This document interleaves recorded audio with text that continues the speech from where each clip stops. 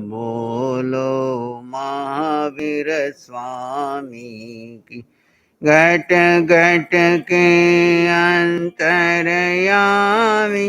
की जय। बोलो महावीर स्वामी की जय। बोलो महावीर स्वामी की। अल्पश्रुतं श्रुतवतां परिहासदाम त्वद्भक्तिरेव मुखरीकुरुते बलान्। यत्कोकिल किल मदो मधुरं विरोति तच्चाम्रचारुकलिकानिकरे कहे। अल्पश्रुतं श्रुतवतां परिहासदाम् त्वद्भक्तिरेव मुखरीकुरुते बलान्। यत्कोकिल किल मदो मधुरं विरोति तच्चाम्रचारुकलिकानिकरे अल्पश्रुतं श्रुतवतां परिहासदां त्वद्भक्ति यत्कोकिल किल मदो मधुरं विरोति तच्चाम्रचारुकलिकानि।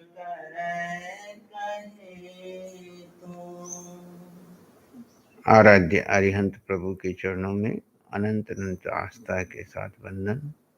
शासनपति श्रमण भगवान महावीर स्वामी के चरणों में अनंत अनंत आस्था के साथ वंदन। जिन शासन देव जिन शासन माता को नमन।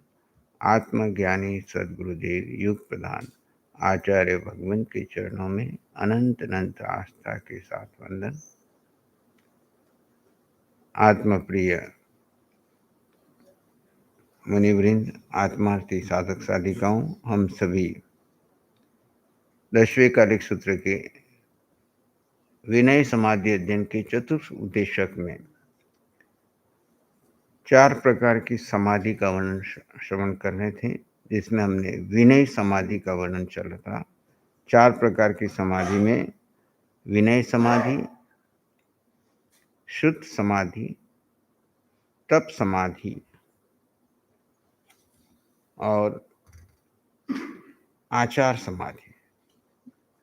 विनय समाधि के अंतर्गत हमने देखा, गुरु द्वारा शासित हुआ गुरु श्री के सुभाषित वचनों को सुनने की इच्छा करे, गुरु वचनों को सम्यक प्रकार से समझे बूझे, श्रुत ज्ञान की पूर्णतया आराधना करे, गर्व से आत्म प्रशंसा न करे। यह चतुर्थ पद है। इस प्रकार एक श्लोक भी दिया, जो मुनि गुरुजनों से कल्याणकारी शिक्षण में सुनने की प्रार्थना करता है। ज्ञान प्राप्ति के लिए पहले उसे खुद को प्रार्थना करनी होती है और फिर उनके सुन करके यथार्थ रूप से परिबोध करता है। जब गुरु कृपा होती है, ज्ञान प्राप्त करता है, तो यथार्थ रूप से सत्य का उसे बोध प्राप्त करता है। परिबोध यानी विशेष रूप से बोध प्राप्त करता है। तो श्रवण एवं परिबोध के अनुसार ही जैसा उसने समझा है बुझा है, वैसा ही वो आचरण करता है। साथ ही आचरण करता हुआ विनय समाधि के विषय में किसी प्रकार का गर्व नहीं करता कि मेरे जैसा विनयवान कोई नहीं, मेरे को इतनी समाधि की प्राप्ति होगी, ऐसा स्वयं कभी भी किसी भी प्रकार का गर्व नहीं करता है। वही सच्चा आत्मार्थी होता है।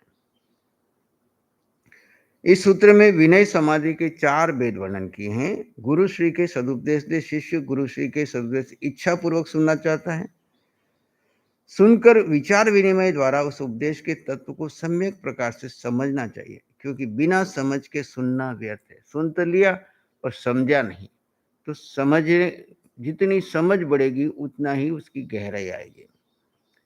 समझ लेने मात्र से भी कुछ कार्य सिद्धि नहीं होती। समझ लेने के बाद श्रुत ज्ञान की आराधना करनी चाहिए, अर्थात जैसे सुने और समझे वैसे ही उसको क्रियाओं में आचरण में लेकर के आए। श्रुत ज्ञान को सफलीभूत करना चाहिए। केवल क्रियाकांड करने से ही कुछ नहीं होगा। यदि क्रिया के साथ अभिमान रूपी पिशाच प्रवेश कर गया। अभी आचार्य श्री आत्माराम जी महाराज का आज जन्म दिवस है। उन्होंने अपने आगम में अहंकार को किसकी भूमि उपमा दी है? अहंकार रूपी गर्व रूपी पिशाच, अभिमान का पिशाच लगा हो अतएव श्रुतानुसार क्रियाकांड करते समय अपनी करने का गर्व भी नहीं करना चाहिए कि एक मैं ही विनीत साधु हूँ, अन्य सब साधु मुझसे अति हीन है। अपने को सुपीरियर और दूसरे को हीन मानता है, उसको आचार्य श्री आत्माराम जी महाराज कहते हैं कि उसको अभिमान का पिशाच लग गया। साधु को दो प्रकार के विकार परेशान करते हैं। कौन से? पहला है विषय विकार और दूसरा है ये मान कषाय, प्रशंसा का, सत्कार का।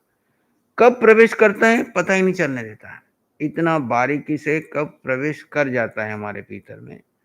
विषय विकारों में क्या है? शब्द, वर्ण, गंध, रस, स्पर्श, पांचों इंद्रियों के जो 23 विषय हैं, ये हमारे को परेशान करते हैं और इनसे कहीं बचने की कोशिश करते हैं तो ये मान का कषाय, प्रशंसा का कषाय। देखो, जब आकर के कोई व्यक्ति हमारी प्रशंसा करता है या हम खुद प्रशंसा चाहते हैं तो कितना भीतर से अपने आप को सुपीरियर बनाने के लिए लोग कितना कुछ करते हैं और खुद को ही अपने भीतर में मानना, ये भी एक गर्व रूपी पिशाच है। अहंकार के करने से विनय धर्म समूल नष्ट हो जाता है। विनय धर्म का मूल है और इससे यात्रा शुरू होती है। गुरुओं से ज्ञान भी प्राप्त करता है, आचरण भी करता है, क्रियाकांड भी करता है और ऐसा करते करते बीच में अभिमान घुस जाता है तो सारा का सारा वापस नष्ट हो जाता है। अब ये है खंडे की धार, कहते ना, संयम खंडे की धार है। मतलब क्या? गुरुओं से ज्ञान भी प्राप्त किया, शास्त्रों का अध्ययन भी किया, आचरण भी किया है, उत्कृष्ट क्रिया भी करता है, तप भी करता है, साधना भी करता है, स्वाध्याय भी करता है, ध्यान भी करता है, लेकिन भीतर में अहंकार रूपी पिशाच घुस जाए तो वो विनय ही मूल से ही खत्म कर देता है और जब वो धर्म को नष्ट हो जाता है। संक्षिप्त रूप में विनय समाधि की सिद्धि का श्लोक रूप में कहा, यह भाव है कि आचार्य और उपाध्याय आदि गुरुजनों के पास उभय लोक कल्याणकारी। लोक दो प्रकार का बता दिया, उभय लोक, इस्लोक और परलोक। इस्लोक और परलोक, उभय लोक कल्याणकारी शिक्षाओं को सुनने की प्रार्थना करनी चाहिए, उस शिक्षा को सम्यक प्रकार से समझना चाहिए। इतना ही नहीं किंतु समझ लेने के पश्चात यथोक्त रूप से क्रियाओं का अनुष्ठान करना और साथ ही अपने चारित्र का किसी भी प्रकार से अभिमान नहीं करना। अपने चारित्र का अभिमान को लेकर के पंचम आर्य में कितने बड़े संप्रदाय खड़े हो गए। उनको किसका अभिमान है? अपने को सुपीरियर, दूसरे को हीन, अपने को उत्कृष्ट, दूसरे को छोटा। इस तरह से कर करके क्या कर रहे हैं? अपने ही मूल के ऊपर कुल्हाड़ा डाल रहे हैं, है ना। मूल क्या है? अपना विनय धर्म, जो आपको केवल ज्ञान तक ले जाने वाला था, उभय लाभ कल्याण करने वाला था, वो खुद का ही नुकसान कर देता है। क्योंकि विनय समाधि की कथित नीति पर चलता हुआ आत्मार्थी होता है। सूत्रकार में जो वेद मारादयति पद दिया है, इस पर यदि शंका उठाई जाए वेद शब्द से लौकिक वेदों का ग्रहण है, तो उत्तर में कहना है कि यहाँ सूत्र लौकिक वेदों को कोई अधिकार नहीं, किंतु प्रस्तुत लोकोत्तर होने से वेद शब्द से यहाँ श्रुत ज्ञान का ही ग्रहण किया है। यहाँ पे ज्ञान के लिए वेद शब्द आया तो वेद का मतलब यहाँ पर श्रुत ज्ञान ही लिया गया है, जिससे जीवादि पदार्थ सम्यक रूप से जाने जाए, वही वेद है। उसी प्रकार अपर नाम श्रुत ज्ञान है। इस उपयुक्त वेद की व्युत्पत्ति से यावन मान श्रुत ज्ञान सब वेद है। अब श्रुत समाधि के विषय में कहते हैं। विनय समाधि के 4 वेद बताएं, आज हम चर्चा करेंगे श्रुत समाधि।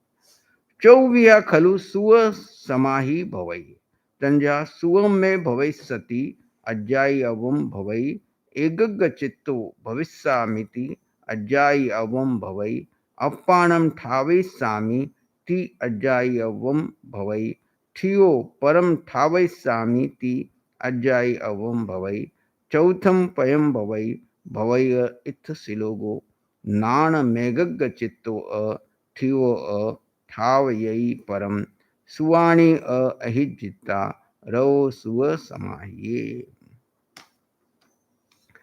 श्रुत समाधि चतुर्विध होती है। यथा मुझे वास्तविक श्रुत ज्ञान की प्राप्ति होगी, अतः मुझे अध्ययन करना चाहिए। श्रुत ज्ञान को क्यों अध्ययन करना चाहिए, स्वाध्याय आदि में क्यों लगना चाहिए, कि यहाँ पे कहता है कि मुझे वास्तविक रियल शुद्ध ज्ञान की प्राप्ति होगी, अतः मुझे अध्ययन करना चाहिए। आते ही हम साधु संतों को अध्ययन में लगाते हैं। क्यों लगाते हैं? जिससे निश्चय में सत्य क्या है इसका बोध हो जाए।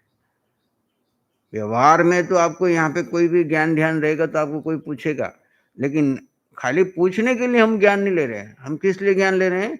कि सत्य क्या है, रियल क्या है, केवली भगवान ने क्या फरमाया है, इस सत्य का हमको बोध हो जाए। मेरा चंचल चित्त एकाग्र हो जाएगा। अब सबसे ज्यादा हमारा मन चंचल है और खाली मन का शैतान का है। तो आते ही हमको दो ही कार्य दिए, स्वाध्याय और ध्यान। एक पहर क्रियाओं के लिए दिया। कितने के लिए? गोचरी आदि अन्य क्रियाओं के लिए एक पहर दिया। बाकी सारा समय स्वाध्याय और ध्यान।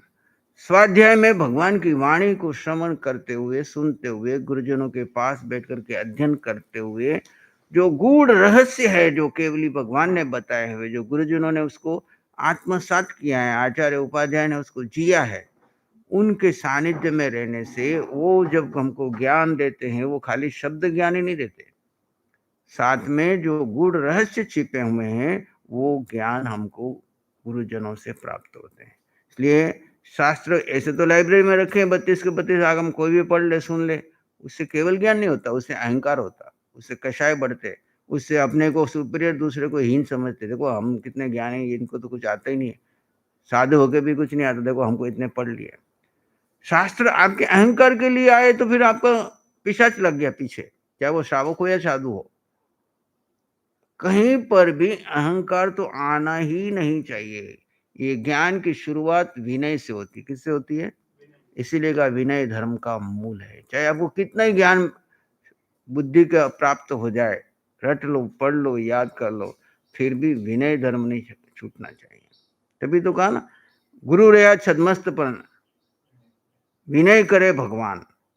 गुरु अभी छदमस्त है और गुरु की कृपा से, गुरु की बताई हुई साधना से शिष्य को केवल ज्ञान हो जाए, तब भी वो क्या करता है? गुरु की विनय करता है। इतना बड़ा विनय धर्म का महत्व है। ये नहीं कि मुझे केवल ज्ञान हो गया तो मैं, ये अलग बात है कि गुरु को मालूम पड़ जाता है और गुरु उसकी वंदना लेता नहीं है, वो अलग विषय है, लेकिन वो अपना विनय करने में कभी भी चूकता नहीं है। हमने आचार्य भगवान को देखा, जैसे इनसे दीक्षा में ज्येष्ठ कोई भी संत मिलता है तो वे उसको वंदना करने के लिए आतुर रहते हैं, लेकिन वो हाथ पकड़ लेते हैं, वो हाथ जोड़ लेते हैं, नहीं आप तो पद में ऊपर हो, हम आपकी वंदना नहीं लेते। पर वो अपनी तरफ से विनय धर्म को नहीं छोड़ते। तो मेरा चंचल चित्त एकाग्र हो जाएगा। चित्त को जो चित्त हमारा चंचल है, इधर उधर भटक रहा है, तो अगर हम श्रुत ज्ञान का आलम्बन लेंगे, तो जब तक हम श्रुत ज्ञान का अध्ययन कर रहे हैं, मन कहाँ लगा हुआ है?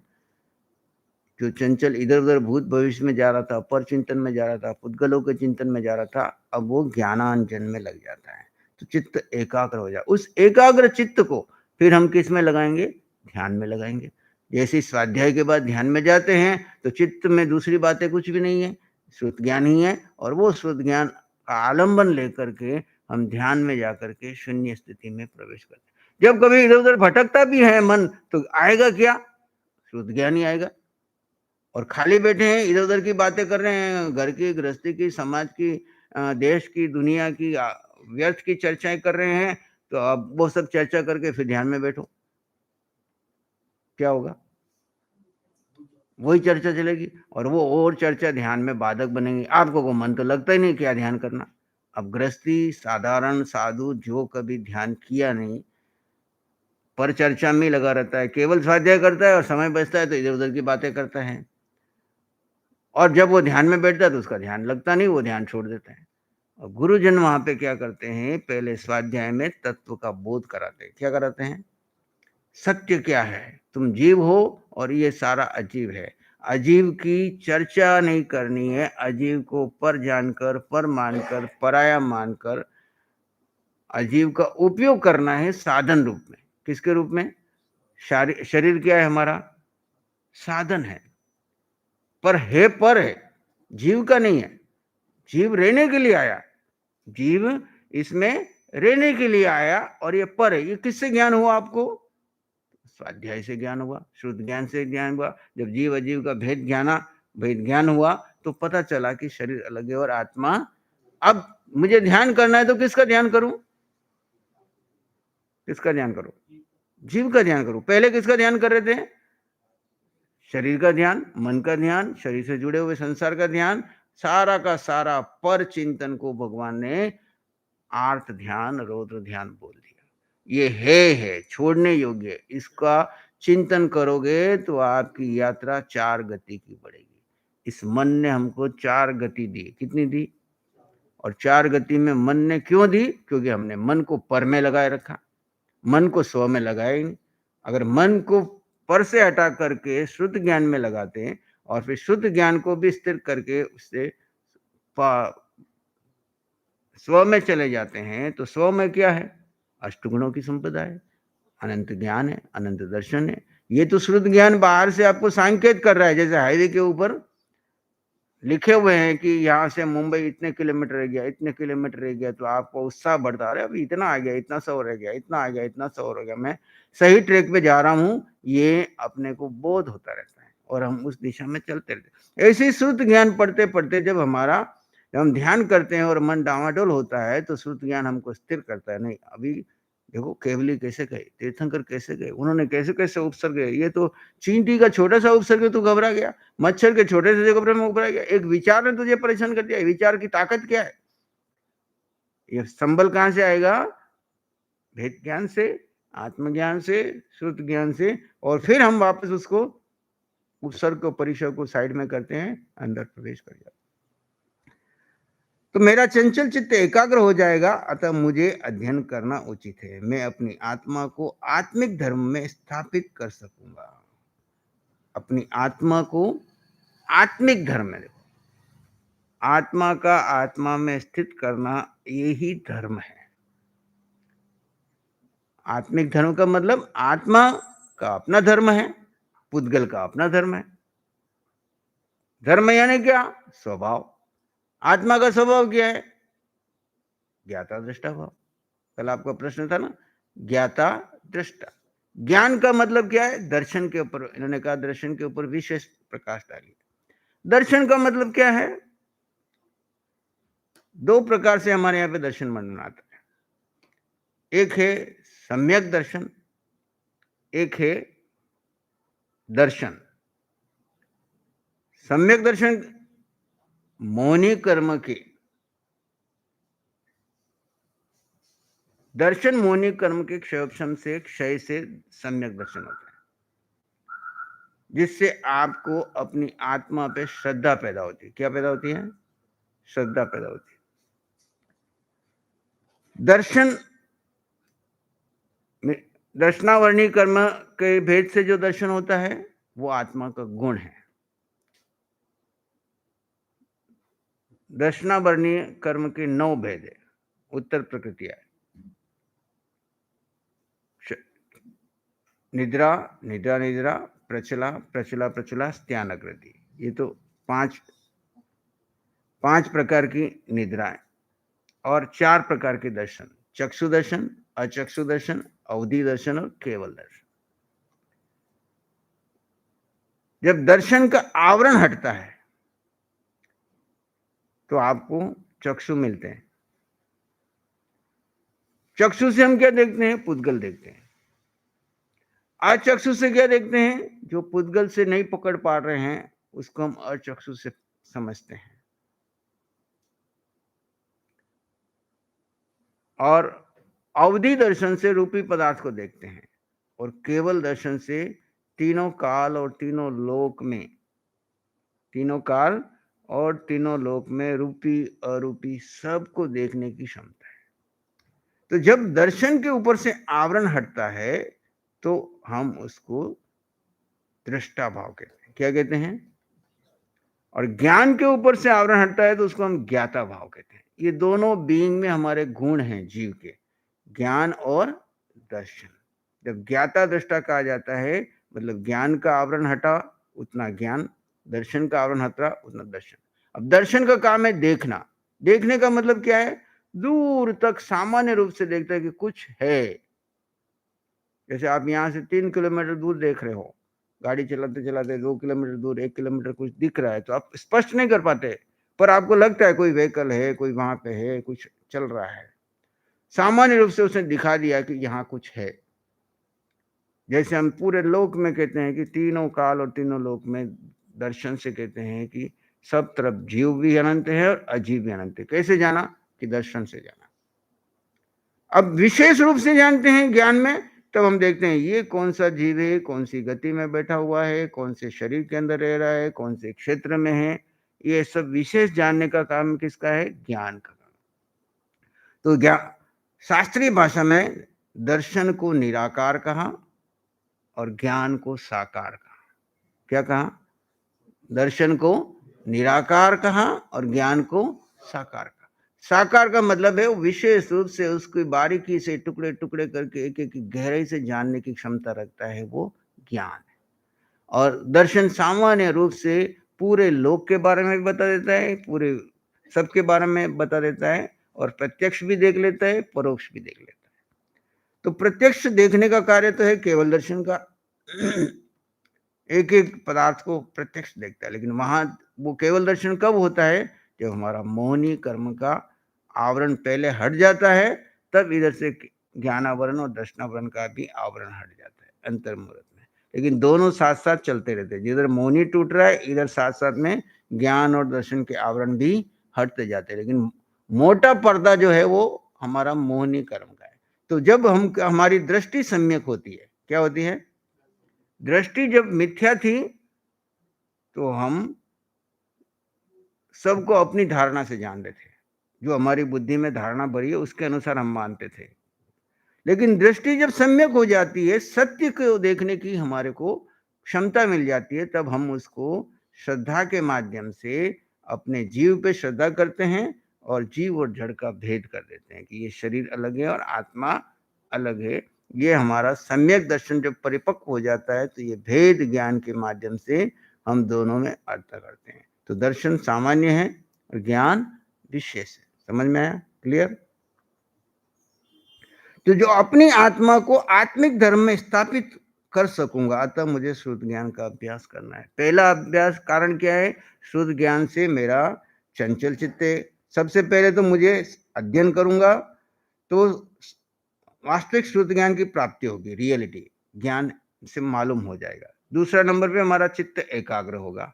तीसरा नंबर पे हमारे को आत्मा में स्थित करने की विधि मिल जाएगी। आत्मिक धर्म स्थापित कर सकूंगा। अतः मुझे शुद्ध ज्ञान का अभ्यास करना चाहिए।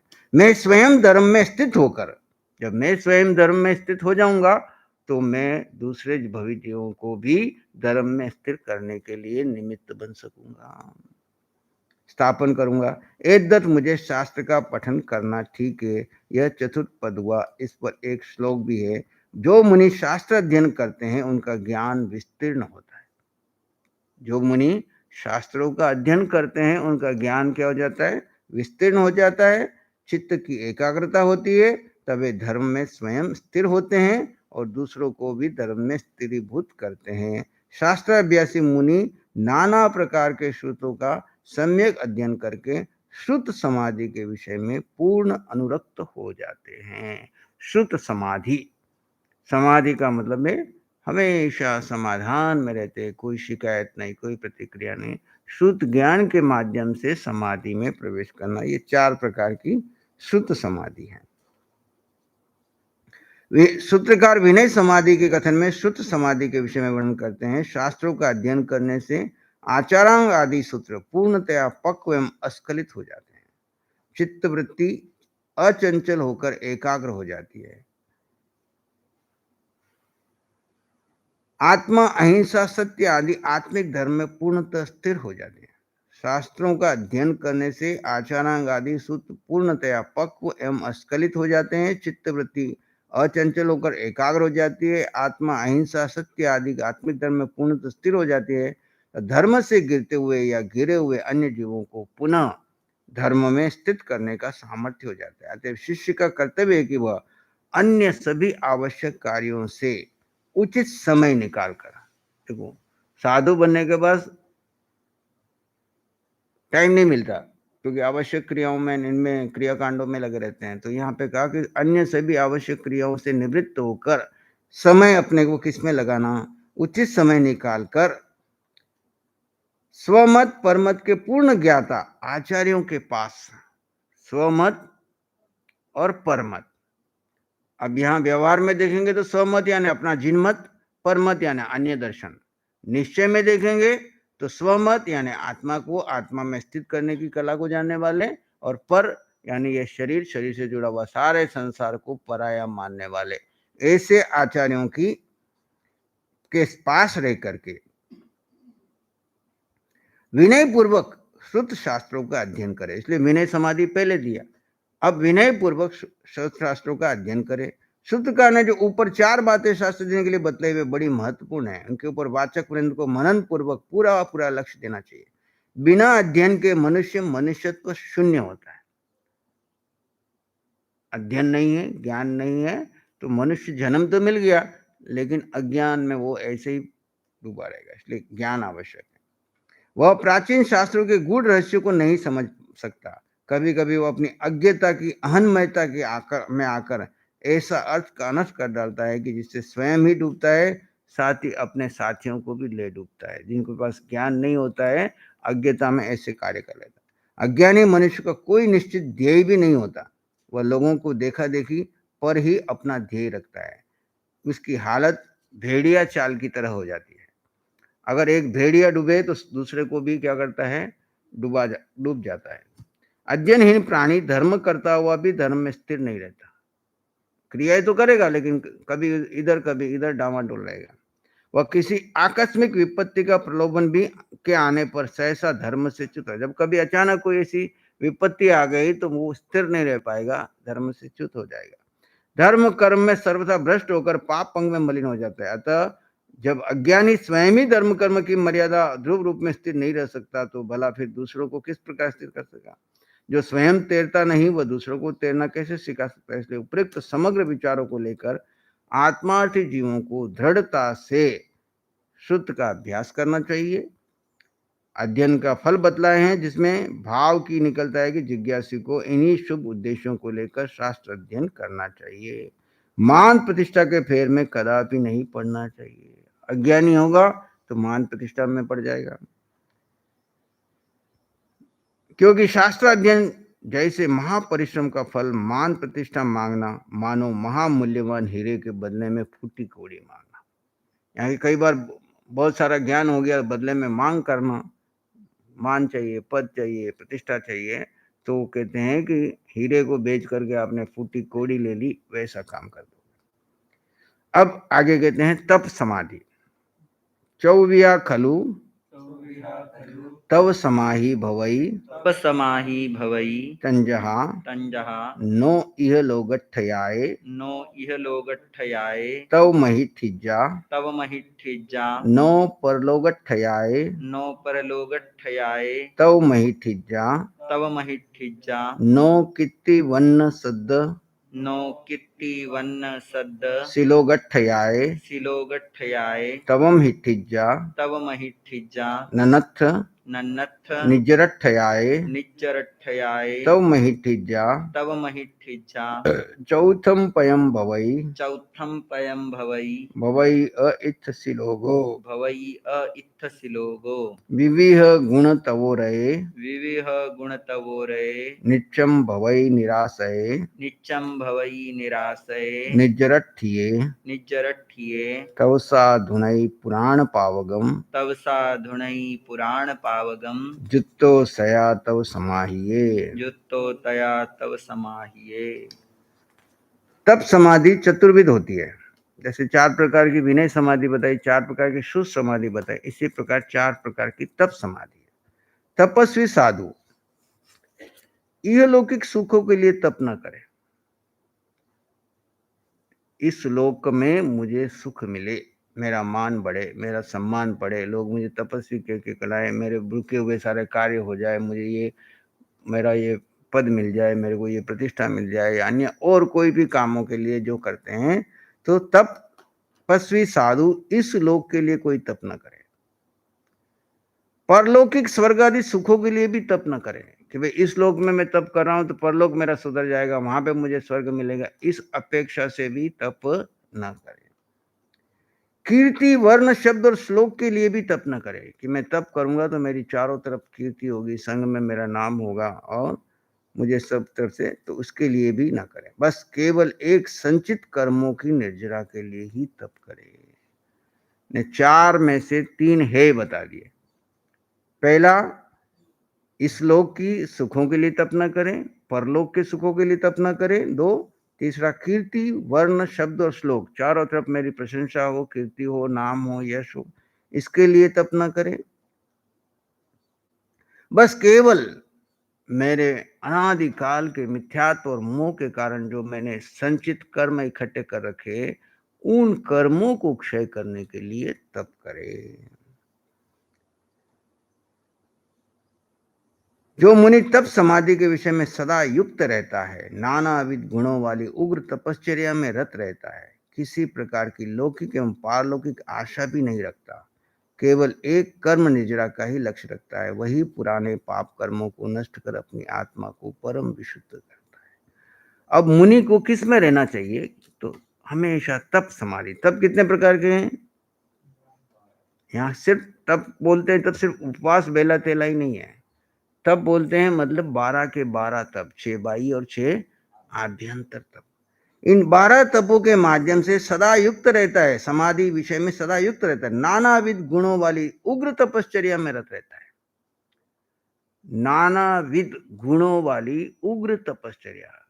उग्र तपश्चर्या का मतलब क्या है? सारा समय उसी में लगाता है, इधर उधर अपनी ऊर्जा को खर्च नहीं करता, किसी प्रकार की लौकिक एवं परलौकिक आशा भी नहीं रखता, न इस लोक की न परलोक की, केवल एक कर्म निजरा का लक्ष्य रखता है, वही साधक पुराने कर्मों को क्षय कर जाता है, नष्ट कर जाता है और अपनी आत्मा को परम विशुद्ध करता है।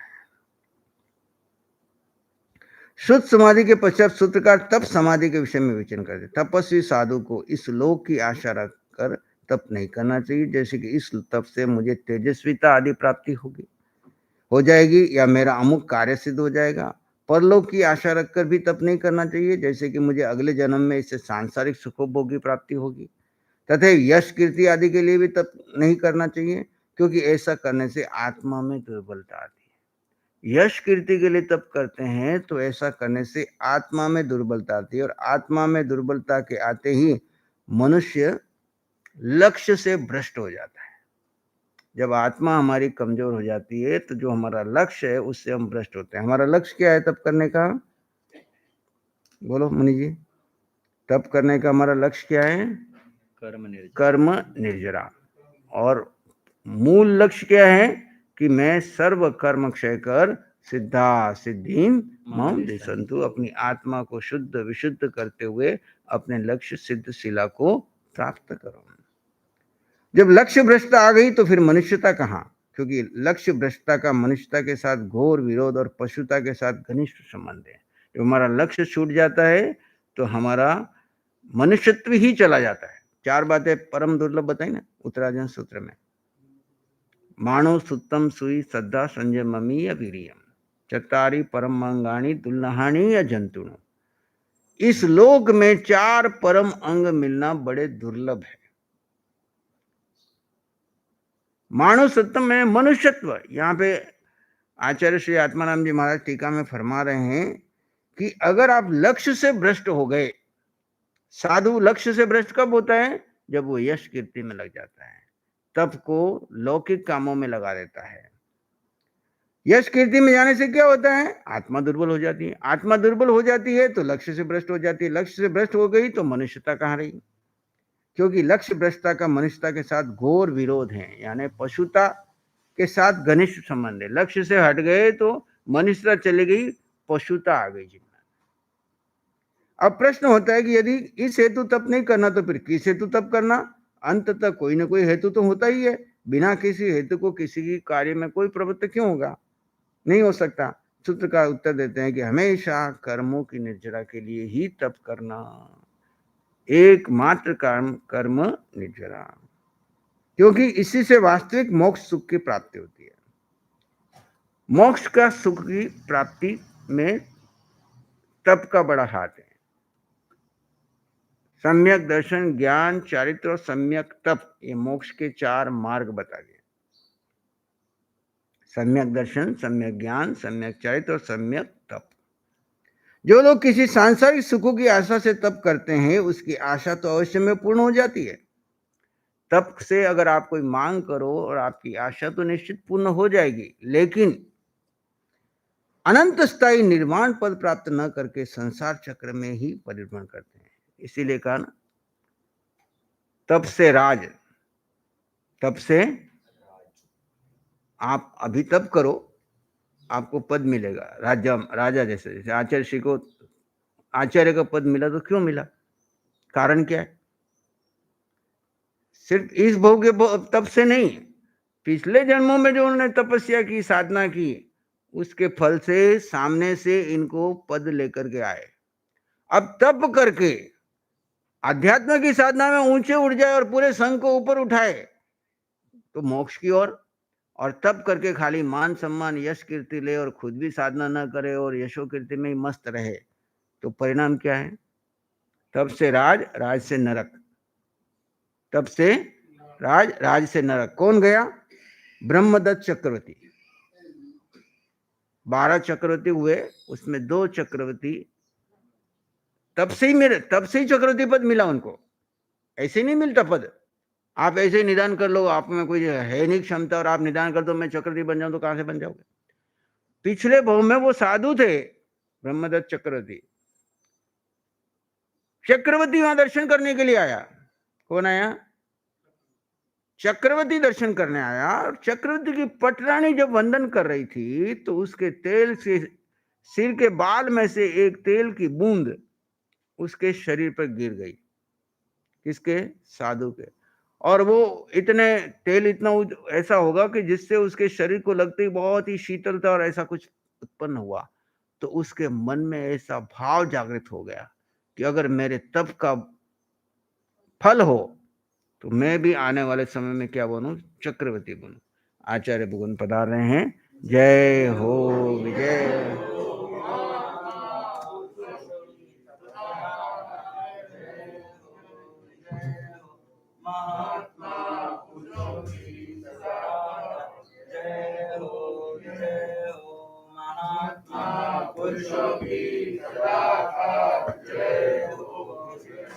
बोलिए आत्मज्ञानी सद्गुरुदेव की वंदना, सम्राट पूज्य श्री मुनि जी महाराज साहब की वंदना करें।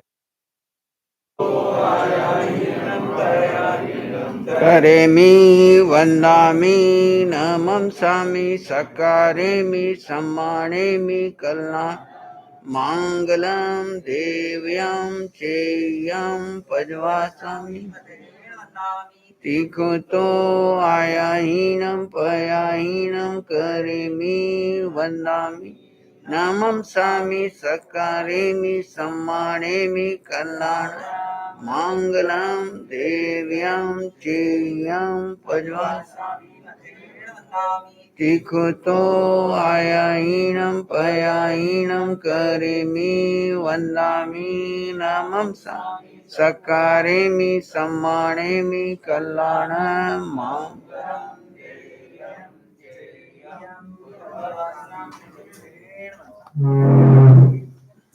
आचार्य भगवान हमारे मध्य पधार चुके हैं। हम इस विषय को पूर्ण करके आगे बढ़ते हैं। ब्रह्मदत्त चक्रवर्ती के समान होती है, जिससे तपोबल से पौद्गलिक सुख का आनंद प्राप्त किया। ब्रह्मदत्त चक्रवर्ती ने वहां पे तप का फल से निदान कर लिया। आने वाले समय में वो चक्रवर्ती तो बन गए, लेकिन निदान करके प्रायश्चित नहीं करने से वो वापस वहां से साधु बनना चाहते थे। ज्ञान देने के लिए उनका गुरु भाई वहां पे पहुंचा भी था, लेकिन वो नहीं कर पाए और अंततः नरक में गए।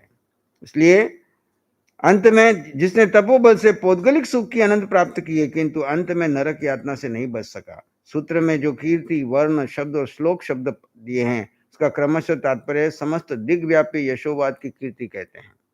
एक दिग्व्यापी यश को वर्ण कहते हैं, अर्ध दिग्व्यापी यश को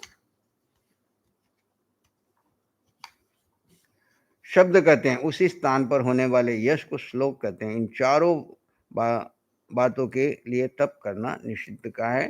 तप केवल निर्जरा के लिए। अब आचार समाधि का वर्णन हम यथा समय करेंगे। आचार्य भगवान पधार गए हैं। आज आचार्य श्री आत्माराम जी महाराज का शरीर का जन्मोत्सव भी है, और आचार्य श्री आत्माराम जी महाराज की सबसे बड़ी देन थी वो है ये आगमों का उन्होंने जो टीकाकरण करके हम सबके स्वाध्याय के लिए बड़े ही सुंदर तरीके से मूल, संस्कृत छाया, शब्दार्थ और उसके साथ विशेष टीका, और जो जो प्रश्न हमारे उठते हैं वो सारे प्रश्न उन्होंने टीकाओं में समाधान करके हम सबको मोक्ष मार्ग के लिए खोला। ऐसे महान आचार्य आत्माराम जी महाराज जो एक बालपने से दीक्षा लेकर के उपाध्याय, आचार्य पद और शमन संघ के महान आचार्य पद को भी भोगा, लेकिन कहीं पर भी उनके मन में कोई यश कीर्ति की लिप्सा न होते हुए आत्मार्थ के मार्ग पर आगे बढ़े।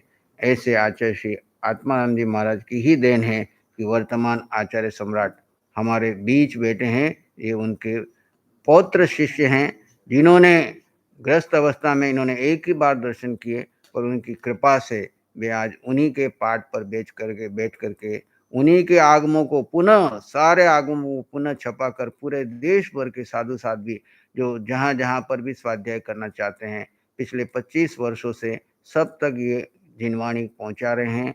और सब साधु साधियों की, क्योंकि हमारे साधु साधियों की अध्ययन की टेक्स्ट बुक ये श्रुत ज्ञान ही है, और इस श्रुत ज्ञान को सरल भाषा में सबको समझ में आए ऐसी भाषा में आचार्य श्री आत्माराम जी महाराज ने टीका की। आज उन महापुरुषों के चरणों में हमारा अनंत अनंत श्रद्धापूर्ण नमन वंदन, उनका आशीर्वाद कृपा हम सब पर बनी रहे। इन्हीं भावों के साथ ओम शांति।